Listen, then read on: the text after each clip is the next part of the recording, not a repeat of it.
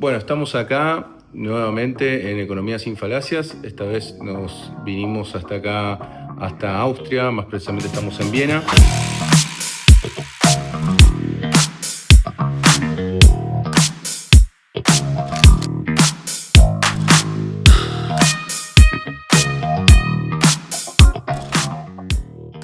Con Mario Holzner, que justamente se ha hecho el tiempo para poder recibirnos. Así que, bueno, sin más, nice to meet you, Mario. Hi. Thank you for your time.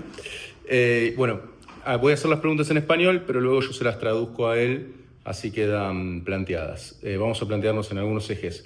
¿Cómo describiría hoy la economía austríaca? Principales indicadores, problemas inmediatos y desafíos para el 2025-2026. So, on the one hand, Austria is one of the most wealthiest countries in the world. So, in particular, if you are speaking about broad average income, so there is, I think, an interesting indicator about median income. So, the household in the middle of the society, how much does that household earn in terms of disposable income? And if you adjust that also for so-called purchasing power parities, so for price differences in Europe, then Austria has one of the highest incomes of that median household. And if you then just get rid of that very strange countries like Luxembourg or Norway, then Austria is really at the very top. So there are not very many other societies where, at least in material terms, people have such a good life.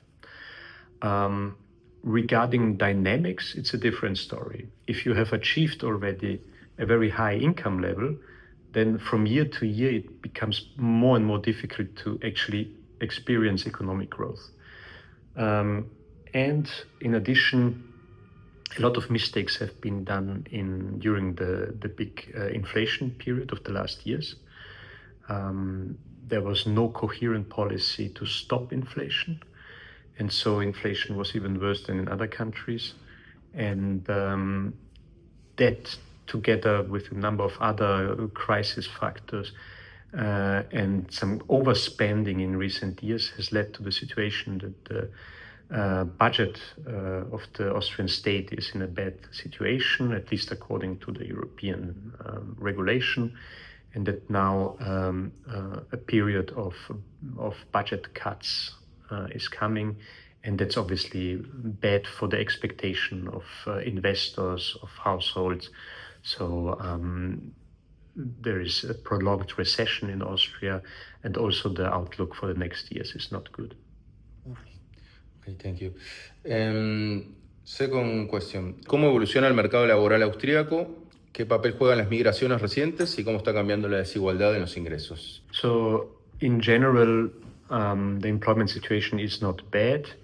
There is a big demographic change, like in most European countries, an aging of the society, whole generations of teachers are retiring and so on. So there are specific sectors where actually there is a big demand for new workers, for labor.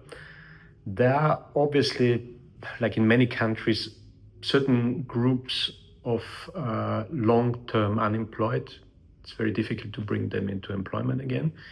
And there's a constant inflow of migrant workers for decades already. So Austria is in Europe one of the countries with the highest foreign-born population, so like in Sweden, for instance, or in Switzerland, also in Luxembourg and so on. So it's where people come to work, and there is also a lot of work. So employment is increasing, but obviously that comes with all the problems that big migration have. Cultural, political, organizational. Otherwise, the country has levels of income inequality which are fairly low by international standards. There are countries that have lower income inequality, but overall income inequality is rather in the lower segment. that is typical for countries that still have quite a large industry sector. Their wages are more equal. There is still social partnership is very strong in Austria, so trade unions are strong. There are almost everyone is part of collective agreement negotiations. So these are factors which are important. Obviously, like in many other countries, also income inequality went a little bit up in recent decades, but overall it's fairly okay. There is a bigger wealth inequality that is rather a bigger issue maybe in Austria than income inequality. Desde Viena, ¿cuánta influencia tiene hoy la escuela austríaca en la investigación económica y en la formulación de políticas públicas acá mismo en Austria? I don't think a lot. I mean, there are groups of politicians and also a few economists who like to say that they are very much in favor of Hayek and this group of people. But I mean, in terms of universities, non-universitarian economic institutes, that is not a very important group. This is more of, I think, people who want to actually make a statement about the role of the state in the society, and not necessarily in terms of what concretely the Austrian school said or did. I mean, but again, the Austrian school is also quite heterogeneous. So you have guys like Schumpeter, which in a way are also part of the Austrian school, and which is, I think, a very modern still economist who was rather thinking about technological change and these things. I think in that sense, that is one Austrian economist who would probably widely be accepted throughout the world. ¿Cuáles son, en su opinión, las perspectivas económicas de Europa a corto y largo plazo? ¿Cuál es la inversión en infraestructura? ¿Y cómo es el análisis que hace una moneda común a más de 20 años de su implementación?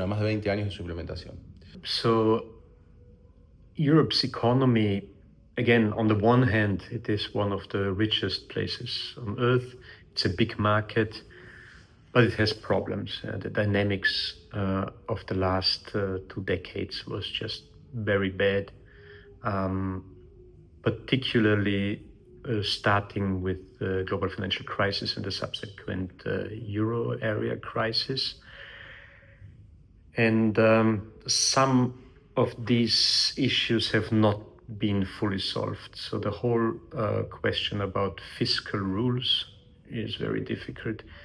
There is, I think the euro in a sense was a success, even if it meant big problems for a number of countries. But overall, I think nobody wants to get out of the euro, really. Not even Greece or so. I mean, I think it came to stay. What is still lacking is a proper fiscal union. The budget of the European Union is just about 1% of European GDP. That's not enough to actually, for instance, invest in big pan-European infrastructure. A lot of EU funds are going into national infrastructure projects, but projects with a European value added that goes across national borders, that's really still lacking. And there are now discussions about doing more together in terms of defense industry, for instance, and there are always discussions of some who actually want a bigger fiscal capacity, and for instance also issuing Eurobonds. So in the Draghi report that was published by Mario Draghi, former president of the European Central Bank, he's actually arguing for that, for more cooperation together, also debt-financed infrastructure investment or generally investment. Germany is now, after years, if not decades, of complete neglect of its own infrastructure, it seems that the new government is finally understanding that debt is not something negative. necessarily depends what you finance with it. And if you typically long-term investment is debt financed, and Germany was able to reduce public debt, but it also reduced its investments in long-term in infrastructure. And now the new government seems to have understood this and is planning to invest massively into infrastructure, defense, and green transition as well. If that creates a kind of a general European investment mood that would go into a positive direction, then we could hope that we get out of this stagnation in Europe, and maybe by the end of next year that there is a growth coming from Germany and spreading over the continent. So that would be the big hope. Okay. In regards the euro, is a good idea for the, do you mean is a good idea for Mercosur, for example, the same currency? Well, I think if you are a big economic area, then it's, I think, good to have a common currency. It's good. It facilitates a lot. But obviously, in every currency area, you will always have those countries who gain more from that and those who gain less from it. So in that sense, there is never really an ideal and optimal currency area. But I think overall, it makes sense to have a big own currency. If Europe already had now Eurobonds in ample supply, then I'm pretty sure that the turbulences in the US would have moved a lot of global savings into the euro. It would have been a good chance to actually take over some of this excess savings in the US to also come to Europe. And I think also if the Mercosur would establish a common currency, it would be more secure also. It would have a critical mass, so to speak. It had the potential also to have maybe a joint budget with in joint investments, maybe also with long-term borrowings on the international market in your own currency that you can devalue also if you need. And I think it's definitely better than to just take over the US dollar, for instance. ¿Cómo funciona el sistema de alquiler social y municipal en Viena y qué resultados ha dado en precios, calidad y cohesión urbana? So it is an old system already. It was started in 1923 as a big housing project. At that time, there was a lack of housing and also a lack of quality housing. And what they did was within 10 years, basically 60,000 new flats, high quality, at lower price than the market price, but at a higher quality. Together with a whole program of sports facilities, of hospitals, so a whole urban renewal project at that time. And that was also continued after the Second World War. So the result at the moment is that about a quarter of the population lives in flats that are owned by the city and it's rent. More than a quarter lives in flats that are also kind of social housing, but it is run by cooperatives. There are about 50 different cooperatives, and the city also then subsidizes so that they can build a cheap rental, de facto rental. You have to make little payments in advance to be member of the cooperative, but then it's basically a rent system. And in both cases, it's fairly flexible that you can then also give it to your kids and so on. So it's, I think, a very useful system that is able to reduce the prices of rents in the whole city, because most of the remaining people also live in flats that they rent. And for all flats that were built before 1945, there are rent caps. There are different categories with rent caps. Yeah?